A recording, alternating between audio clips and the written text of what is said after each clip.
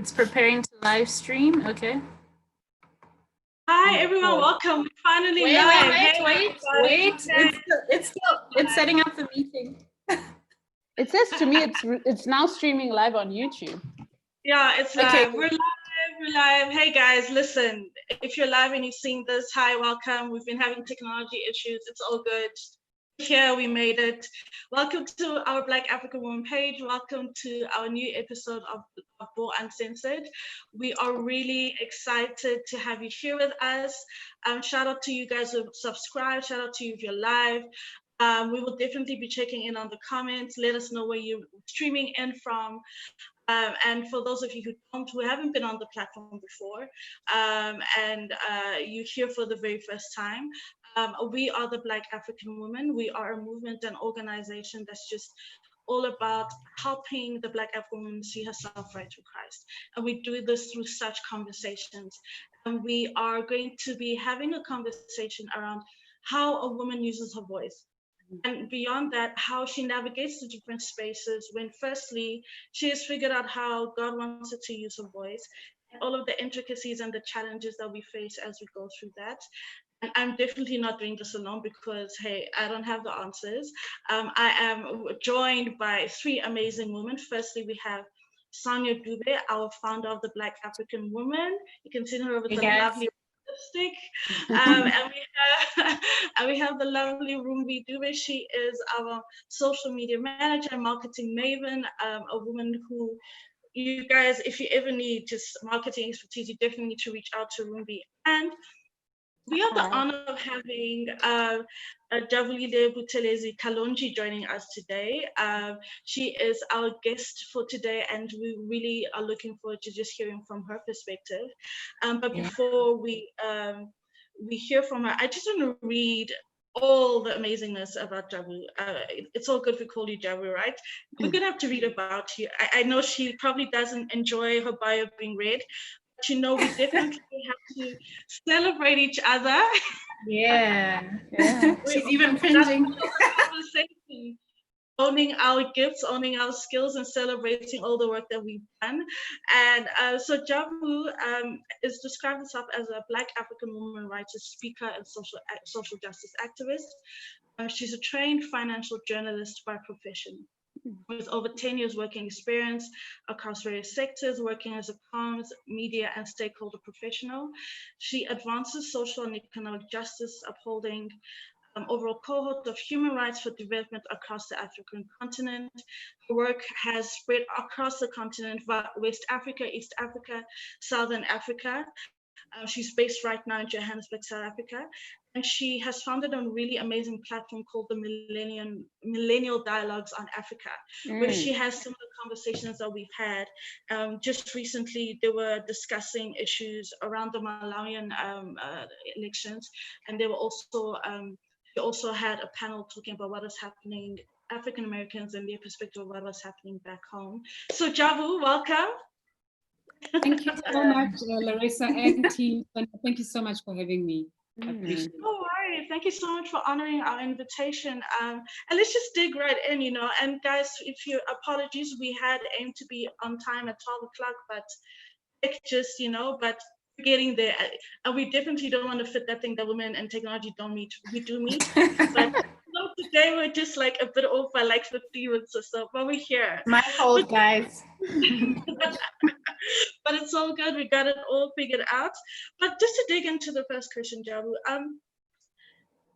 is it even important to use our voice? Like, why does the voice of an African woman, why is it needed in this world at all?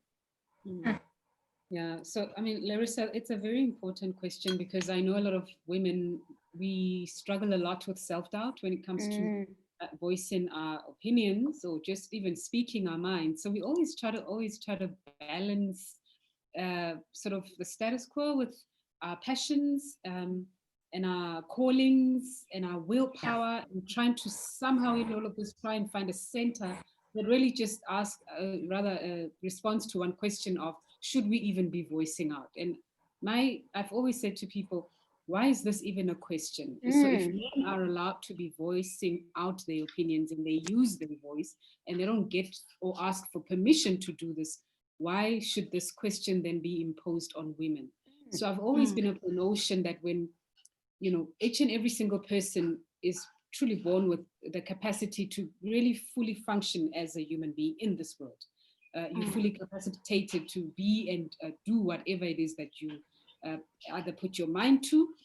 So which means you're not necessarily incapacitated in any way. But the issue and the problem starts with the social conditioning. And I think even with how we perhaps even raise children in our families, where, it's so different to how we raise a girl child to how we raise a boy child, where it emanates into women who are young, who grow up to be grown women who are very shy to speak their mind. And when they do speak their mind, they question if it's necessary. Yeah. Because society has always said, if you do have to speak, you must have a very good reason why you need to speak. Nobody needs a good reason to speak. You just need to be human and have a brain that works, that have opinions. You frame your opinions, you frame your feelings. If you can feel, you see, you fathom stuff and understand things, you've got every right to speak at any point about anything. So I think we need to really get to a point where, as a collective, as societies, as communities and families, we move beyond even asking questions like, should women speak? Is it necessary for women to have a voice to speak? It is very necessary for every single human being to speak. And it is important for every single person to have their space and their ability of being able to speak respected, especially women. So ours becomes a little more unique because we have not been able to speak for a very long time. Our grandparents and their grandparents were not necessarily given that free will to say, you speak your mind. Very few people grew up in environments where they were encouraged to speak their minds. I come from a family where it was not necessarily, so my parents were different. They instilled something different to say that you're a girl, your siblings are boys, but everybody here has a voice. But where my parents came from, it was different. Women didn't just speak. You had to really get permission of some sort. So I think we need to get to a point where this tide changes into really accepting that women have voices and that they can use their voices and that they don't need to be having, being put in a position where they need a stamp of approval for them to use the voice. So I think it's important to raise our voices. It's important to use our voices and also just ideals and beliefs. It's important to position these in societies and in spaces that we occupy because they have a space and they have a role to play in the collective driving of a society. Wow, so powerfully said. And I think when you touched on how you were raised, it takes me back to when I was younger. I always thought I could do anything. I didn't see myself as, you are a girl, so you cannot do. And it was upon actually entering into society or growing up in different communities and parts of society, it was like, oh, I'm supposed to think about this, that I am different because I am a woman. And you've kind of touched on it already about how you were raised, but could you give us more insight of when you did realize the importance of, in your life, of using your voice? And can you walk us through the journey of actually discovering your voice and growing confident in it a little more? Yeah, that's my favorite question because I grew up very shy. It's amazing. I think also what God does with people, really, this is why I think people should be bold enough in sharing their stories and realities, because people think, they look at the work we do today. And if I were to tell you that I could never, ever stand and do Sabbath school, I mean, I would literally shiver when I was 14. And I would wonder, why is everybody else okay? My age mates, I mean, they would just get up there and just speak and read speeches, and I just couldn't. I mean, I remember when I was in primary school, at some point in the English class, I was tasked to read some extract from a book. And I struggled with reading because I wasn't good with English. And my aunt had worked so hard the night before to try and get me to read, so I can remember when I was in class, but I still got to class and I still struggled because I had started in a school that was using like vernacular first before I actually changed to a multiracial school. So it was a challenge, right? But there was a deep yearning, passion in me. Of course, I didn't know how to define it at that time, but I knew, I've always thought of myself being on a huge stage with a microphone, saying something. But I would struggle to do Sabbath school. So it never made sense. But I think because I had parents, so my dad was, I mean, he wasn't like in mainstream sort of politics, but he was very much an activist and comrade. And he somehow, thank God for him, because he kept on pushing me with the reading thing. He would make me read newspapers to him and explain the stories back to him. And then he'll ask me, great, so this is their opinion, this is what they say.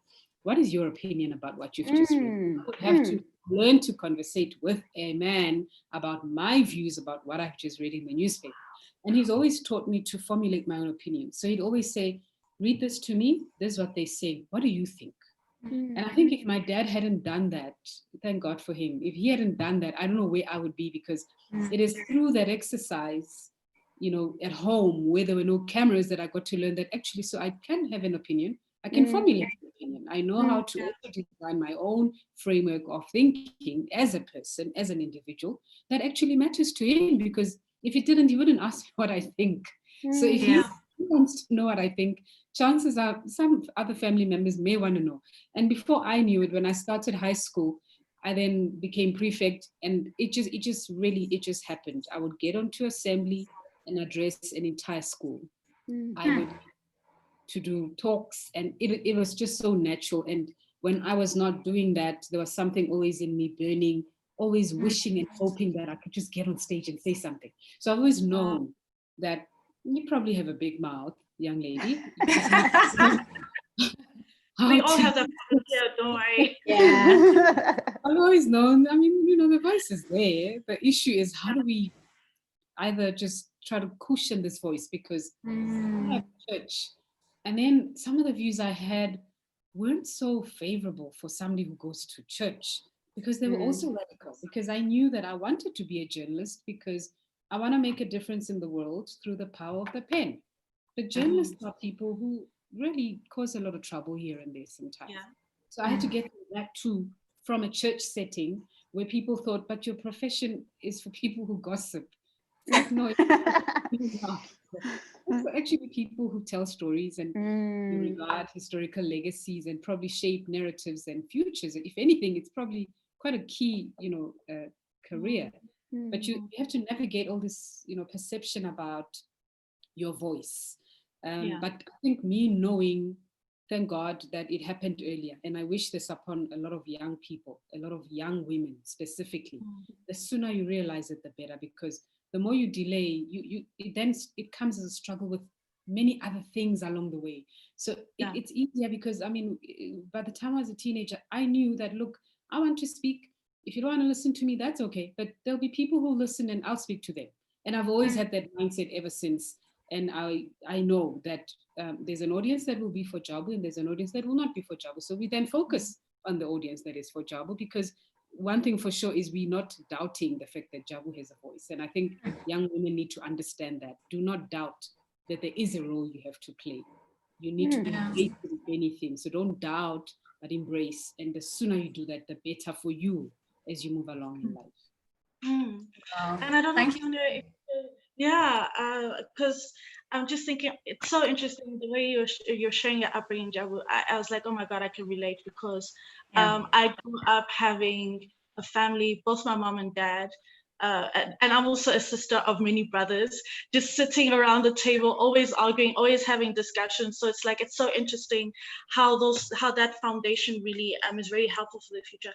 I know, Sonia, you also had quite the journey to the point when you decided to set up bAw. Yeah, I was actually going to say, I can relate to Jabu's, and I think that's why I'm so attracted to your spirit, because it's a kindred spirit. I grew up very shy, and I always felt like I was in a corner. I would just be listening, even though, like you, I felt like I wanted to say certain things. My sister was more natural. Speaking up. She's always been that child. Even with our parents, she would voice her. If she's unhappy about something, it'll be known. If she's happy about something, it will be known. Whereas with me, it was, the difference with me and you is I didn't think my opinion mattered or that anyone really wanted to hear it. Even though, you know, my parents were also a bit more progressive. They're a bit more different. You know, my dad would encourage us to read and read broadly, and think about life, not just in terms of what you see before you, but, and I think it took me a while to really get comfortable with my voice. I remember I would try and speak and people were like, we can't even hear you. And it's because I didn't believe that I had anything of importance to say. And so I remember my sister bugging me for 2 years to say, you've got things to say, start a blog. And I was like, no, I don't need to say anything. And eventually, you know, I don't know how it happened, but I decided to start writing. And it just, like, some days I will sit, and I think where my voice comes out more clearer is when I write. Some days I'll just, I don't even know how it's happened, but I have a story that has been narrated. And so I just followed that intuition. I just followed that desire to share my story through written word. And then it sort of grew from there and became a platform where we spoke, whether it's at, we gathered as women, and then obviously now online. But I think I'm now in that space where, like you're saying, Jabu, there's certain people who are made for my voice and what I have to say. They will hear it, just like the Bible says. Christ said, "My sheep know my voice," and we also have our people who know our voice, who have been ordained to hear our voice, and that's okay. And then there's others who are not, and it's all right as well. So I think I'm finally in that space where it's like, it's okay what I have to say. There's someone who will receive it, and even if it's one, it's all good. So I can relate quite a bit to your story. Yeah. Okay, ladies, I mean, that segues perfectly. Once you found that voice, how do we deal with the questioning? Like, how dare you, Jabu? Why are you writing articles? Why do you care about politics? Especially, why do you care about the continent? Sanya, why do you care? Why do people need to hear from a Black African woman's perspective in the Christian space? Like, why? When people challenge those perspectives, Jabu? I like it when people challenge those perspectives, especially within the Christian space, because you know, sometimes Christian folk, we act like little mouse people who just want to do things under the table because of we want to be humble.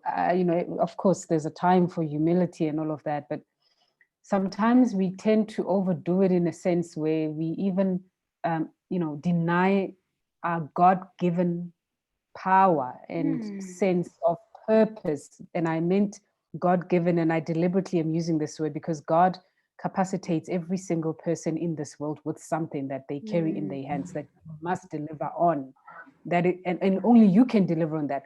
I mean, it could be the same thing, but the way I will deliver it is very unique to how he capacitated me to deliver it versus how you will deliver it, even though it's the same thing. So this is why every single person matters. There's nobody who's not important. And I've always wondered and been fascinated by people who are really convinced that they're important people. And I've always wondered about, so where are all these unimportant people? And why would God create this unimportant people? But you know, and I'm hoping to touch on that a little bit later about the euphoria of external sort of just pressure that really is just a fallacy that allows us to forget our calling and focus on what God has called us to do. I mean, when people challenge things like, why should people hear from a Black African woman? It is very important to hear from a Black African woman because back in not even the 1800s, it's just that my favorite parts of history would somehow, the significance of most of it comes from the 1800s, where women were at the forefront of most things. I mean, I'm Zulu, and you talk to me about being a Zulu woman, and I can give you a long list history of how it was women who were actually at the forefront of even Shaka Zulu's wars that he actually fought. The real instigator was a woman, his aunt, his mom. So he may have been the face of this macho strength, but the actual wisdom, the push, the instigator of the actions were women. So women have influence. It's not by power of osmosis or accident that, oh no, women are capacitated this way. No, God knew exactly why he gave women influence, because we're supposed to be using that influence to advance what he has called us to do in our relationships, in our friendships and circles. So you do need to hear from us. I mean, of course, we will not force you to hear us, but you cannot restrict us from speaking, because we have an equal space in the world that we have to occupy, that can only be occupied by us, by the way. I know that sometimes we talk about equal justice and we talk about equality in many ways in different spaces. But the truth is there are spaces that only women can occupy. And there's only an influence. There are spaces whereby it is only the influence of a woman that can change and drive those spaces. So we don't have time to be shy and pull away because we believe there's no space for us. There is space for us, but we haven't claimed that space yet. So people must actually prepare from hearing quite a lot from Black African women in the church, because we need to take our space in the church. I know there's policies that, of course, oppose this, which is okay, because even the church itself, even at a global level, really, at the high offices of the church, of the world church, they even differ with opinions on this. So it's not because it is a straight sort of clear-cut answer where we're talking about women being ordained and whatnot. Even they still contestation. There are people at that level who still believe it should happen, even though the church has a clear sort of stand on it, which is fine, it's respected. But we know that it's still not a clear-cut thing. Women are in the church, they preach, they are called to preach. It's not something that an institutional policy can stop, that is pinned down to a biblical stand. But I'm not a theologian, and that's a topic for another day. But I do need young women listening to this to know and start embracing the fact that do not shy away from whatever call you have because the church says you can't be ordained. If you believe God has called you to preach, please, by all means, preach. The pulpit may not necessarily be the only place. And then that's the thing, we need to avoid this idea of a very small pond where we believe God has called us to a church. A church is a very small space with one pulpit, literally. And everybody wants that pulpit. And it's really just one pulpit. This is why God is not calling us to a church. He has called us to the world. We're supposed to be serving the world. He capacitated you for the world. What you have to do, though, is not confuse the issue. People say, no, we shouldn't be of the world. But what you're carrying is not meant for the church only. It's meant for a broader audience. So you really have to extend yourself and open up yourself to serving people way beyond your church and your sphere of influence, so that you are able to really manifest what God has placed in you into the lives of other people and make real change, and forget the small pond of people who are still contesting you raising a hand when you have a question. Can I just jump on that? I really love that because, sure, you're speaking to me. I remember, so when I started in the church, I was doing YORM, a lot of YORM. I was very passionate about women. And so I started serving in YORM, and the questions I was beginning to ask or, trying to encourage in our conversations were becoming a bit unpopular, if I can put it that way, with the church members, especially the elders, male, by the way. And, you'd get some of the females who were sent to then speak and say, maybe consider, you guys are not reading the Bible. You're asking all these questions. I think you need to go back and study the Bible and the church manual and understand the church history before you come and have these conversations. And in my mind, I'm thinking, you're actually missing the point. We are trying to understand where are we as young people? Where are young women? What are their thoughts? What are their needs? And you can only get to that if you're allowing women to say what is in their hearts, to ask the questions that are burning within them. And so I was very disappointed. However, I love what you're saying. I think what God then showed me is the church is just but a sliver.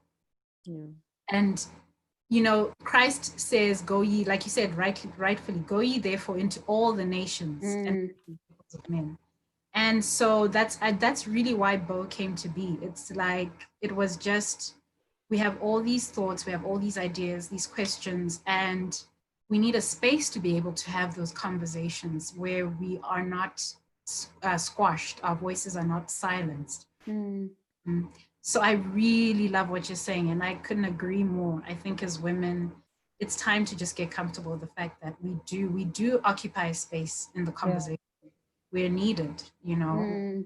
So thank you for being one of those forerunners. It's really important. For sure.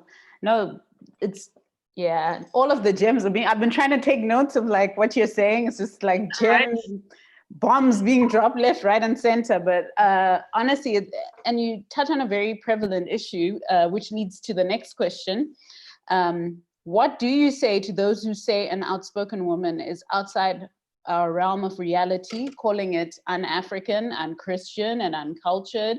You know, at least in our culture, it's kind of like, you need to know when to keep quiet, you need to sit down, you know, sometimes you should, whenever a conversation becomes uncomfortable, that's not your place, or you need to know you are a woman, a child, you don't basically have a voice or a place to speak.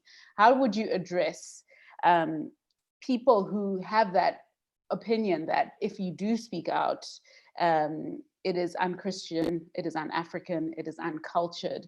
Because I think a lot of things are pinned to culture and religion in order to control and inhibit the voices of others, or to shut down any conversation that starts to question certain things. So Jabulile, please, could you?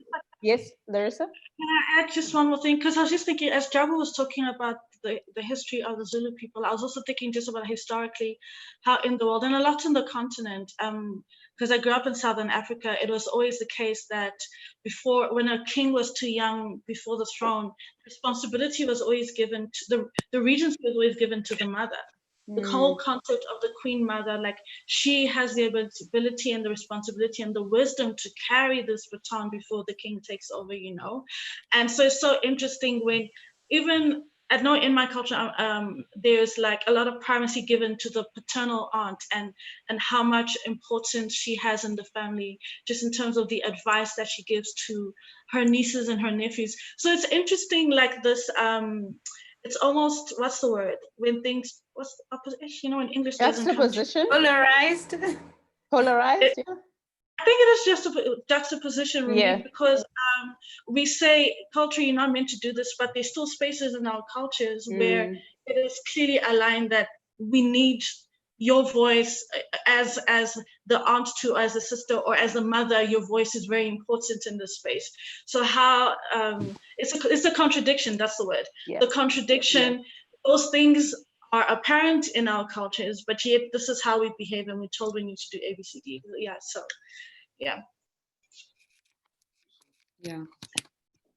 Okay, so should I answer? Okay, so yes, I mean, the question was, if I recall, so this whole thing of women speaking being un-African, the word un-African, by the way, is not my favorite word, because people who often use un-African is people who are often probably disgruntled with other Africans who are doing things that they may not necessarily agree with, and then they will decide in their own terms that there is un-African, right?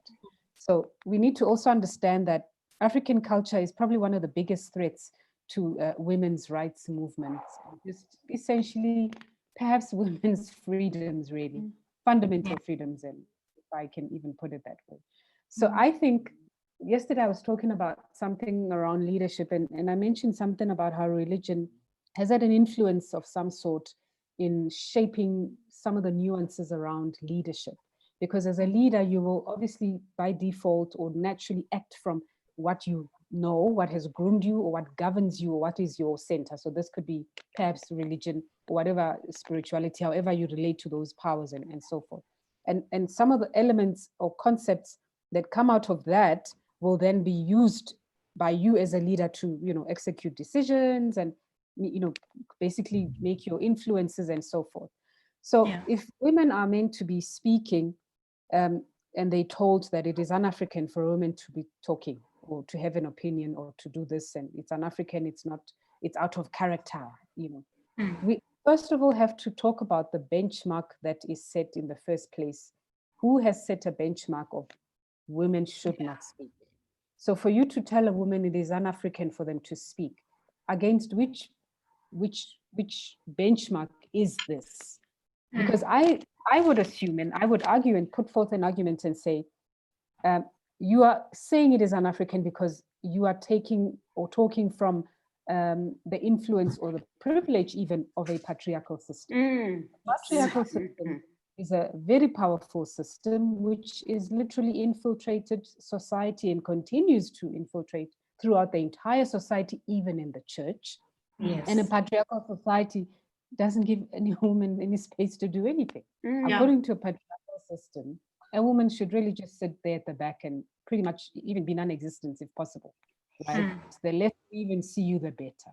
Because the patriarchal system enjoys the fact that even within politics, it's still male dominated. If there are issues that matter the most, it should be the males, the black male should talk about it to represent everybody else. And again, the system itself, it's so contradictory that even when it's black males and white males, when it comes to real important issues like economic issues, then the black men take a back seat because the big, white male needs to talk because they actually are still in control of the actual currencies globally. So they still have the upper hand in that sense, in that sort of economic sense.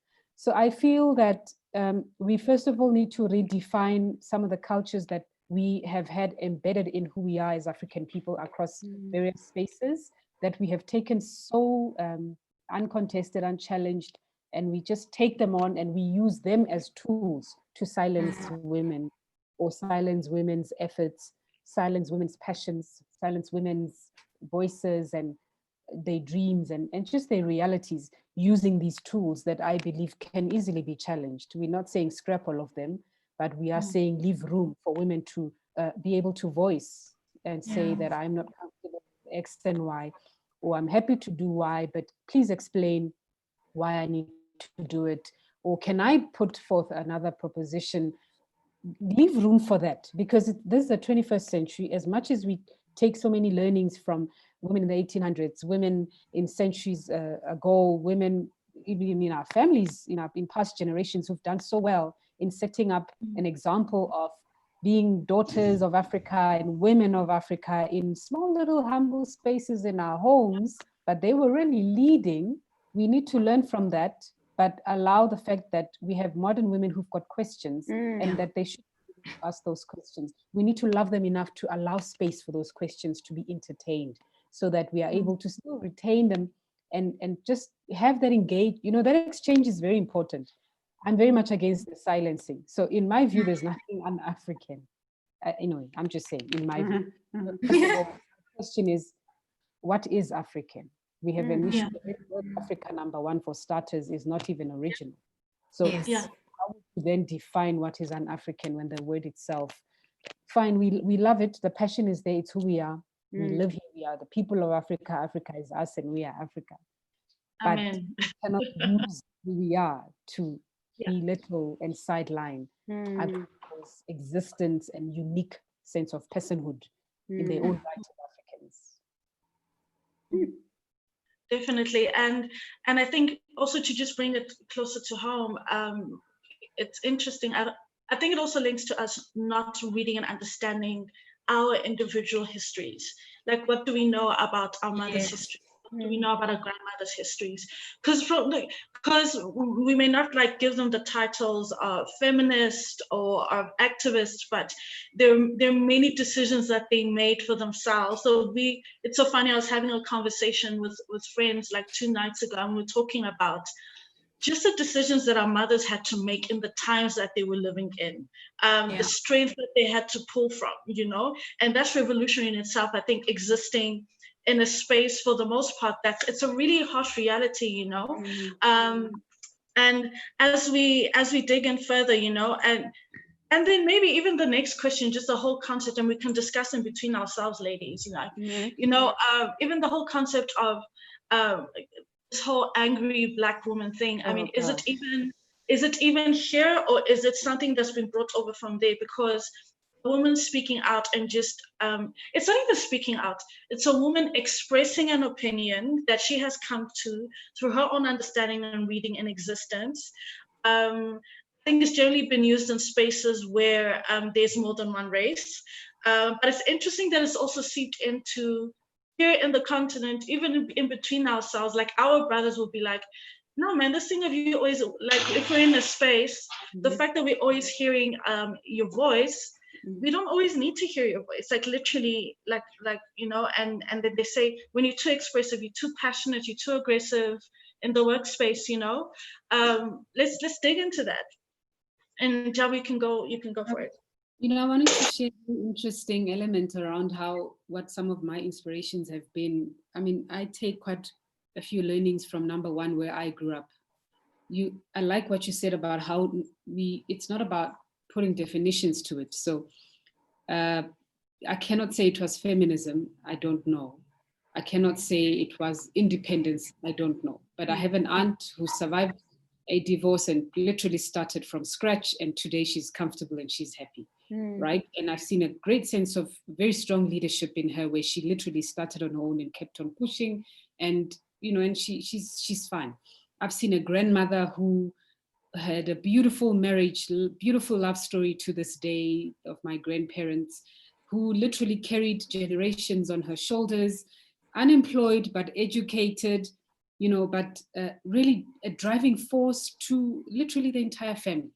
And again, seeing how the concept of love was manifested in her life, where she had a partner who was supportive, who did not suppress or belittle whatever she was trying to do. So these are not stuff we see now and asking for, because we don't know, we haven't seen them before. We may not have had the names to define those situations back then, but you sit back and you really carefully go through a thread of where you come from. You will see similar experiences of anything that is the opposite, abuse or any other thing that may not have been allowing women to reach their full potential.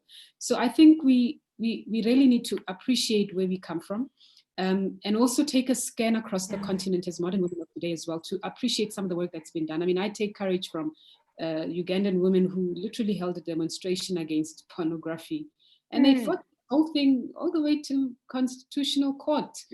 I think Kenya women at some point were also similarly stripped by, you know, some of the ills socially, and they don't play. They take to the streets to make sure that whatever it is that they believe is taking away from their dignity as women in society, who are equal partners in building a collective society, that nobody's going to come and say, you know, we've decided to do this for you. You've got to go there and just take it. So I'm not saying we should always protest, and I hope one day we get to talk about protests and the nature of protests. Not all answers come from protests, but protests cannot, the value rather of protests cannot be undermined and belittled to, oh, this is what they always do, they march. There's very important key messages in protests, especially when women do it. So I think it's important for us to appreciate all the efforts that people who've come before us have done, and not try to restart or reinvent the wheel. To learn and take on the baton and perhaps start new ones and just carry forth. Because what we know for sure is that the challenges women faced 10 years ago, guess what? There are younger women today who are still facing the same challenges. So it's either we're failing each other or somebody's not listening. We've got an issue with the Pretoria girls who fought about hair. When I went to school and we had a policy about hair, that was over 15 years ago when I was in high school. And they're fighting about hair again now. So something's not right. They're fighting a war that we should have won for them 20 years ago. The fact that they have to deal with it today means somebody didn't do their job somewhere, right? Because they should be concerned about other things. So this is the bigger picture we need to learn to start embracing as women. It's not about what you're fighting for is for you today. It actually is for generations to come. So you must get it right today. So this is why we cannot afford to have men waste our time, if I can put it that way. Because men fight, and when they fight, they really go and they get results. And they do it in a collective way. They galvanize each other. They even support each other, even when they do wrong things. Yes. That's how much they have each other's backs. But we're still struggling here. We want to push and then sort of reinvent the wheel. instead of joining something that's moving so we can move forward. So it's fine, because for people who've been oppressed for a long time, it's understandable that we may have these issues of trying to connect and not show what to rally behind or how to support. But we need to get over that, because the battle is bigger than I'm not comfortable with you, I don't like you, because the battle is so bigger. They're coming for us as women. So we stand as women to protect ourselves from all these institutions and everybody who's coming for us so we can survive, or we try and continue working in silos, which is not going to help. But when it comes to an African woman, I think it's very, very important for African women to raise the flag and rally behind the flag of human rights, social justice, because those things underpin basic humane elements that literally women have had to be withheld from for a very long time. Even, in their marriages, even in their home, even in private spaces, a lot was taken away from them.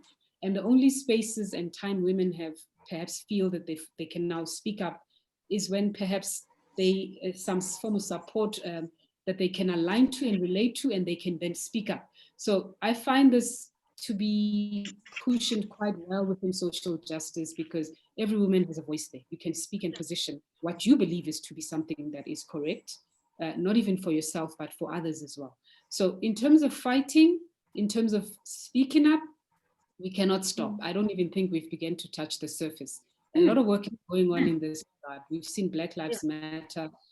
At the root of this thing, it's women. We've seen so many movements across our continent, across Africa. At the core of it, it's women. You look at industries in film, in media, in law, you look at so many sectors. Women are not extinct. Women are there. It's just that we've been hidden. Nobody wants us to be seen. Somebody keeps on saying, we know you're there, we know you're rising through things, but we're not going to allow you to be seen. This is why we need to redefine our relationship with the word participation. Nobody is going to call us to participate, because ideally they prefer that we don't participate. So yes. Get into the room and say, why did you not invite me? Because I have a chair here. So anyway, maybe you missed my invitation, but I'm here now. Let's start. Yes. You've got to bring in your own chain to the room, because not because you're being radical, not because you're being unreasonable or disrespectful or un-African or out of place, or you were not raised well, because it's your place. You've got to be in the room. You need to get in the room. So we need to handle a society that has to get used to the fact, start getting used to the fact that women should be in the room. It's them who are the problem. They need to start getting used to that. It's not us feeling guilty. Should we be in the room? No. The question is, society, are you ready for us to be in the room? Because we are getting in the room. So it's now for us being in the room. I think that's our mindset should change too. And I think, I don't know, it's a couple of things, for me. I think maybe sometimes a challenge that a lot of these movements can use like very big terms, and we call it human security issues or social justice issues and all of that. But I think maybe sometimes it's maybe the communication around it. When we're talking about reproductive rights, we're saying, young women, if you are getting into a marriage, or before you get into a marriage, what is your understanding discussion around contraceptions, whether or not you want children, how many children you want. It's not a conversation that necessarily should be with the broader extended family. It's a conversation that should be between you and your partner. That's reproductive rights, and your ability to access contraception if you needed, the ability to access healthcare. Do you medical healthcare, or do you want traditional healthcare? Do you want a midwife? So I think sometimes, maybe where those of us who have created our platforms are trying to have these discussions is to maybe even to bring more women along, because let's face it, sometimes our own sisters, we're looking at each other like, Larissa, man, you're too radical, or Larissa, you're always talking, or Larissa, you're everywhere type thing, So sometimes even our sisters may not appreciate why that needs to happen. So maybe it may be a communication of the issue to some extent.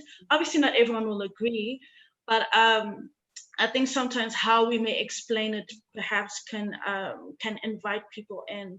And you said something very interesting, how men have their backs, have each other's backs, And I think what's interesting is that for some reason, a fully actualized woman isn't seen as a positive for the broader society. Like for us, like we like, look at this is a good thing. Like, this is going to help everybody. Everyone's going to live a better and fuller life, and even when it goes into relationships, and then we can segue into that question, ladies, and we can all share, but Jabu, please, firstly, you, when it comes to navigating interpersonal relationships, you said you had a great relationship with your grandparents, your father, you say you have brothers, and now you're married.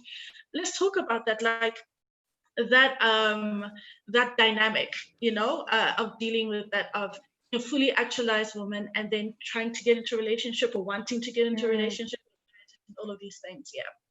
Yeah. So when we talk about positioning women's voices, I think it's not just about allowing the world and preparing the society to receive a woman on stage. It goes far beyond that. When you're talking about positioning a woman's voice and actually allowing women to have their own voice, what you're actually saying is you're allowing women to actually make decisions about their own bodies as well, right? Yeah. And you've mentioned reproductive rights, where you're teaching modern young women who are some married, and all these choices that we see this on Twitter with Tracy, is it Tracy, I forget the surname, the daughter of the famous musician, yes, who has kind of shown the idea of, I don't need to have kids because I don't want to have kids. And then you've got women kind of operating at the same level who would say, well, I don't want to get married, but I certainly want to have kids. Then you get women who would say, I certainly want to get married and I want to have kids, or I want to get married, but I don't want to have children. And these are topics that one would never speak about as options like that back in the day. And I was in the I've spoken to my mom, and the first thing she told me was, you were born in literally 12 months after we got married, because when I was raised that to understand you get married first and then you make babies. Like some little pattern, some template, which she followed very well. I said, so we need to also prepare, or rather not prepare, but understand the fact that women are at the forefront of making a difference, either it's in peace building, and they've also played a crucial part in ending conflicts or energizing various protest movements across the continent and elsewhere, particularly where there has been marginalization. Women have always been at the forefront trying to mend ways. So you cannot exclude women in any sector of our society at all. What you need to do as a society is to start embracing women. I want to share an example, and I've shared this at some point in one of my interviews, about a woman. I'm bad with names, but I urge you to go Google a woman in Palestine who started a movement of empowering other women through cooperatives. When she had so much on her shoulders to deal with, having a government that was constantly on her back, even when she was exiled in Israel, and having to deal with the government. At some point, the husband was even in jail. She gave birth. At some point, she got a miscarriage because the husband was in jail. She was constantly harassed. And this woman today is literally has empowered. She's like an activist leader, living legend, living in Israel, right? In Palestine. And this is a typical example of what women can do. So what I particularly like about her story is how she was able to galvanize women by practically using agriculture, empowering them to plant and to use whatever they were getting from that agricultural space to trade. And it got to a point where she was so powerful in that space that the sector and the government had no choice but to engage her because she had economic power. So her name is actually Leila Khaled. Leila Khaled, Khaled spelled Khaled. So she was literally like a popular sort of front for the liberation of Palestine. And what her power is most interesting, what's most interesting about it is how she's able to galvanize women to a point where the government itself had no choice but to listen to what they were bringing on the table because they were able to economically join forces, right? So, and it was so difficult for this to do because, first of all, it was not favorable circumstances for them. It was in an Arab world. So you can imagine, women, sometimes we think we're not powerful enough because I'm not in the right space. She did this in an Arab world. All circumstances were not even for her, but she literally got all the the powers that be to get to her table so she can put the terms of trade and negotiations. So this is what we came to love. It's not because we don't know, but for us to get to a point where we're actually making this radical change, it goes beyond us marching with fists up. It really does take us galvanizing each other and being able to, like her, put women together, get women to plant and to really increase agriculture and do farming, whatever it is, because that is what their power was. Ordinary women, and they ended up having economic power. So if we can learn to, embrace each other in that sense, where we look at all our traits and all our gifts and try to map gaps in terms of who can do what where, and if there's a education, how do we enhance it more as a collaboration as opposed to competition? I think people will even begin to listen to us, because I know we cry a lot about how people do not listen to us. But the truth is, sometimes people don't listen to us because we're not organized enough to be listened to. If I was a busy person in office myself, I'm not saying I would see you because I'm forced to, but if I didn't have to see you, I wouldn't if you were not organized. Because if I sit across the table with you and ask you, what are you bringing forward? I need you to be able to give me something sustainable, life-changing and radical that will meet us both ends. So we need to start thinking about changing societies in that way, long-term like that, Leila. Was radical enough to not just march, and it comes with pain. The husband was arrested. She got a miscarriage. I mean, sometimes it comes at a cost of your family, of your body, sometimes even your life. So the minute you start calling for justice as a woman, you're in trouble, number one, because you may be raped, you may be kidnapped, you may be hijacked, you may be shut down or silenced, meaning you may lose your job, or you may be silently put aside because you're making noises that are uncomfortable. This is not what happened in ancient times. These things happen even today in 2020, where in a normal setting in an office, you start making uncomfortable statements. We won't fire you because you'll take us to CCMA, but what we will do is we will frustrate you and your profession and not give you work until you gladly just leave us on your own, but you know we've actually pushed you. So this is what I mean when we say the goal is bigger. We've got to be able to do so much for each other that we realize that our war is far bigger than us fighting each other, because we actually have to fight industries that are not even for us. The very structure and system of an industry is not for women, let alone black. It's like being black twice. Being a woman is like twice. One stripe, woman, one stripe black, like double-edged sword. I mean, to get through that, you need a collective of women around you who understand that it's not about us, but about a new footprint that has to be created. We may not reap the results of that footprint today or next year, but certainly in 5 years' time. Some of the ones coming after us may be able to just piggyback from the reference we're leaving for them today. For sure. Yeah.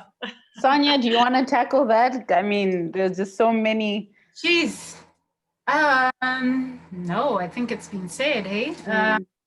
I think, to be like from a personal perspective, I'm just listening to what Jabu was saying. And I think one thing the ladies know, one thing I've been doing a lot of lately is, so I like to come from a very psychological perspective of life. That's what I'm passionate about. And one thing I've been trying to understand about myself is the parts of myself that I don't necessarily like, that are considered weak or dark. And I think why we struggle to band together as women, as Africans, as a people in general, is because the way society has been structured, the way Christianity itself has been structured, is for us to, it's very black and white. There's good, bad. So we operate from a very conscious level where we have got a hierarchy of what is acceptable and what isn't. That's why we can deem a pregnant woman in church as highly sinful versus a man who is sleeping with multiple women, but maybe has not been caught. That is sinful, right? Because it's safer for us. It helps us to live, to be able to differentiate and make quick decisions. This is good, this is bad. However, how it works against us is we are shutting out the parts of ourselves that are unfavorable. And in doing that, we are shutting that out in other people. And the door to be able to connect and have intimacy with other people, because we cannot have that intimacy with ourselves to begin with. Because to love yourself is to love your whole self, your good and your bad. And Christ loves us. That's why he died for us. He died for the whole of us. And so I think why as women we may also struggle to come together is because we're not accepting of each other in our fullness. We're not accepting of the fact that, for example, Jabu is not as into, I don't know, dressing up and wearing makeup as I am, or Rumbi is not as much into, geez, I'm grappling, but whatever, different. Yeah, we're different. Yeah, we're different. And we struggle to embrace our differences because we have not embraced our full selves. So I think it also starts with our acceptance of ourselves, looking in the mirror. And like Jabu was saying, understanding, okay, in the different gaps, I can do this, but I can't do that. Okay, she can do that, but it won't take away from what I bring to the table. And I think that's where we get it gets a bit messy. So that's my take on that. If I can just add to that, I think when you talk about our struggle with acknowledging our differences as women, it feels like we've just been almost told over and over and over again, this is what woman is. And it's been defined according to some sort of breakdown of that or the other, where men don't have that. They don't have that. To be a man, you have to be like this, you know, and we get it in our homes when we're growing up as young girls, and then you go to school and you're being told, and then you go, you know, in the church, you're being told. And so there's a constant definition. That's why we struggle to see the sort of difficult sides of ourselves, because everywhere we're always being told you need to be better, be better, be better, where men are not told the same. And I wanted to speak to the fact of how as women, we show up for those in need, like Jabulile mentioned previously. Black Lives Matter, like women were there in solidarity with everyone else. You know, we stand up and we, you know, stand for the marginalized or those whose rights have been infringed. But think about, you know, the number of cases we're getting of gender-based violence, and then it goes quiet, and then no one is there really rallying for the rest of us. Even with Kamala Harris, we see how much she's having a difficult time in being announced as a vice presidential candidate because she's a woman. Now all the attacks are coming to her, and it's just like, whoa, you know, it's crazy. I think Jabulile wanted to say something there.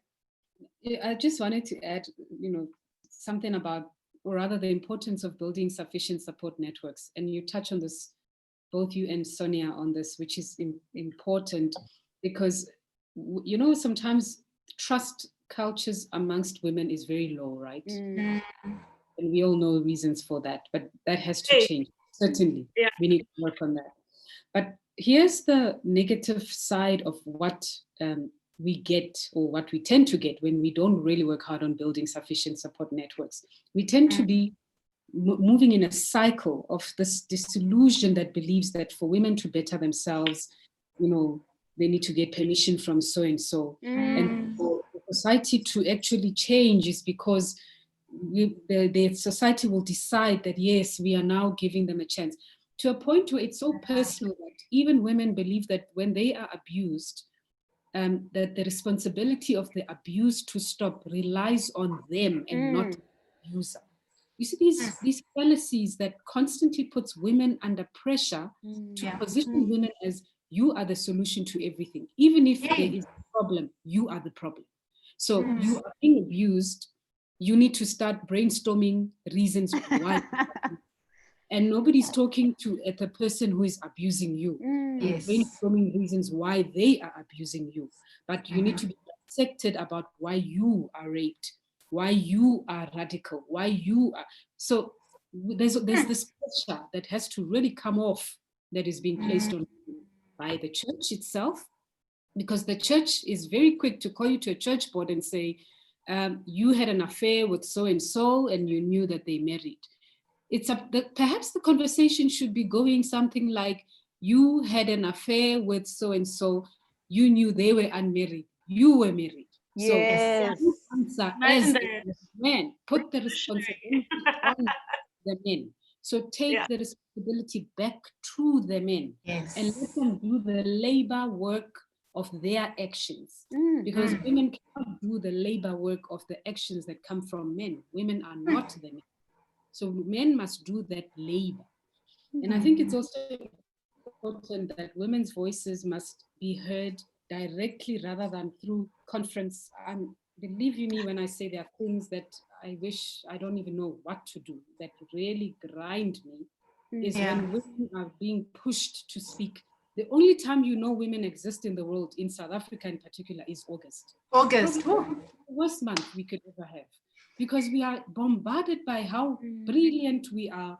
There are poems about us, there are songs about us. Why can't we do these things in January? Yes. In October?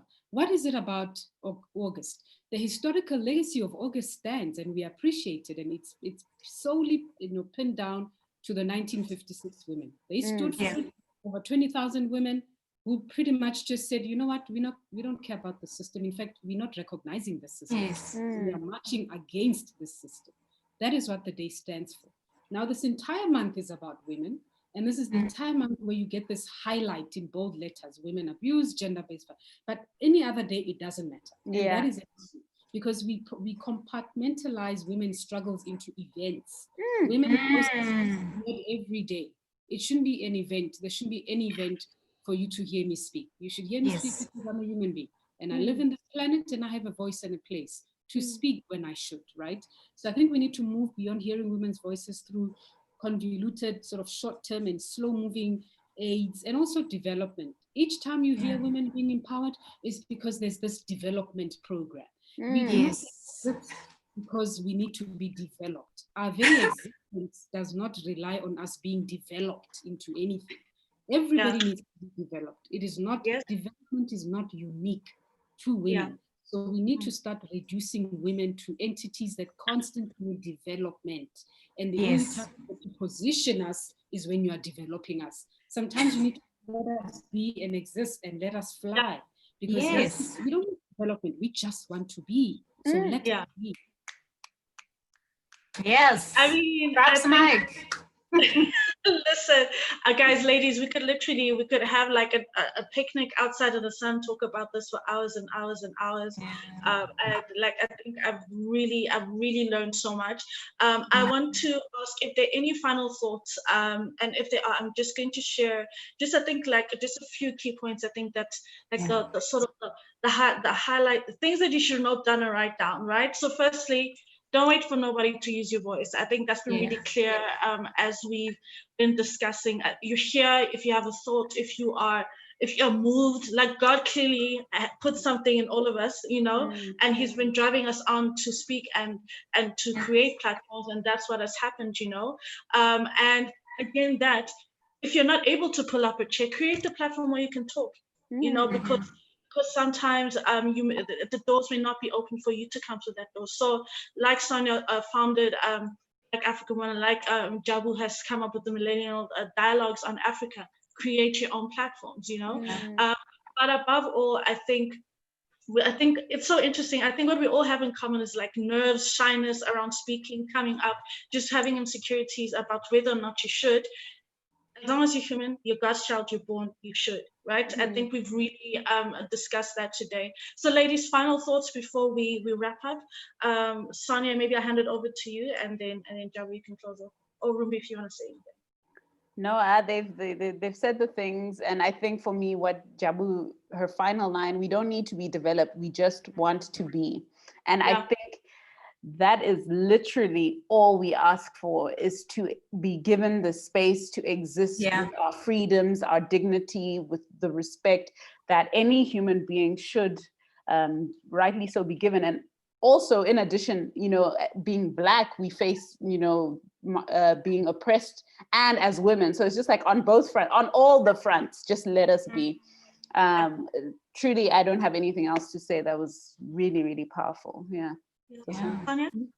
Yeah, no, I think for me as well, that final thought was it for me, because, it's like breathing. A lot of the time we're holding our breath. We don't know when we enter into a room, what are we going to be told we're not doing enough of, or we're doing too much of. And I just want to breathe. I just I want the room to make mistakes. I want the room to fly and succeed. I want the room to break down and cry. I want the room to laugh. I want the room to have joy. I just want the room. And I love that. I think that's literally it. Give me the room. And literally and figuratively. Jabu? Well, I think society needs to get off women's necks for starters. Need to breathe. Yeah. And I think Africa needs to really start caring about its women. There's so much in our continent, but sometimes even the passion for Africa, we sometimes even have to fight to the very men in our continent who should be embracing our Africanness before we get to do work for our continent. So we need to love our women enough to trust them with the capacity they have to serve, to lead, and to thrive in sectors that are even bizarre, where women have never been heard of. Open up that space, because we've got to stop with this whole thing of un-African, this is un-African. That is not just delaying women, it's delaying the entire continent. It's delaying so many generations. It's backward thinking. It is very primitive and ancient, and it's quite shameful that we hear this from men, even Africans themselves. It's actually an insult, because it is a tool that is being used to bully women into not becoming their true selves fully, so they can actually get to function as fully capable people who can change the world.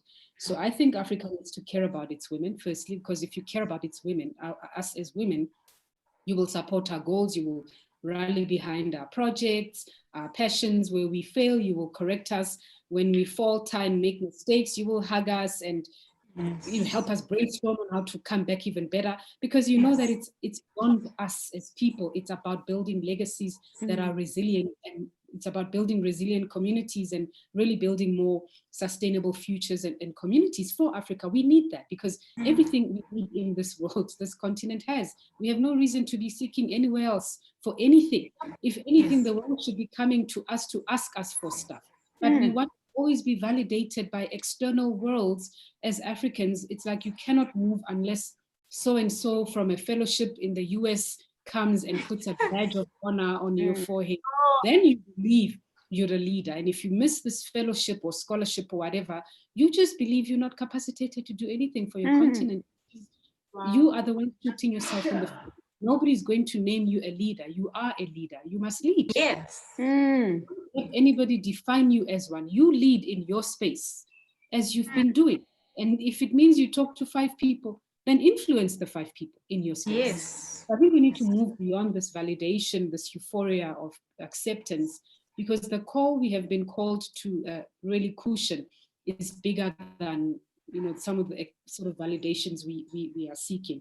And I think women, in particular African women, we need to start praying for those who really believe in the power of prayer, really, like I do, start praying that God positions men who will not be threatened by what we are carrying. When we embrace what God has placed in us, if anything, they should even see it better than we do, so they can push it. When you're sleeping, they must wake you up and say, you're supposed to do it. Get up and do it. Not a person who says, why you do that? You're not supposed to do it that way.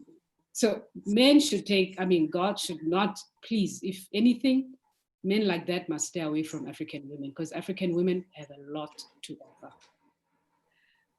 On that note, thank you so much for joining us. I pray that you have, I know I've learned so much, and I've had so many things that I've written and noted down I'm going to take with me. I pray that you blessed. If you want to support Jabu's work, you can find her all over social media on Twitter, Facebook, Instagram as Jabulile Buthelezi-Kalonji. You can follow also her work, Millennial Dialogues Africa. I believe you have a Facebook page, you're on Twitter, and you also have a YouTube page. And you know where we are, the Black African Woman on Facebook and Instagram, and you're clearly seeing us on our YouTube page and on Twitter at the bAw Life. Thank you so much for joining us. I pray that you're blessed. We want to hear from you. Comment, write to us, let us know what else you'd like to hear us discuss or talk about. Take care, be blessed. Bye-bye. Bye. Bye. Bye.